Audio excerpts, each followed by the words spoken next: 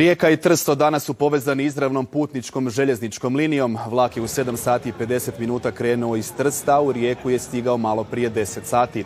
U suprotnom smjeru prema Trstu vlak će iz Rijeke polaziti svaki dan u 18 sati i 25 minuta. Pilot projekt Hrvatske, Italije i Slovenije traje do kraja rujna i svi se nadaju da će nakon probnog razdoblja ta željeznička linija gradove povezivati i u idućim godinama.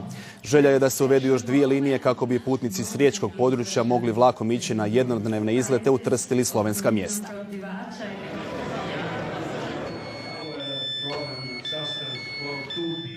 Dosta smo čekali jer ima dosta turista, a ne samo to. Ja, na primjer, idem iza posla. Imam klijenti u Rijeci i tako da sam se odlučio da mogu da sjednem, imam Wi-Fi, mogu da čitam, mogu da radim, telefoniram bez kazne, bez probleme. Sretan sam zbog ove inicijative i nadam se da će se nastaviti.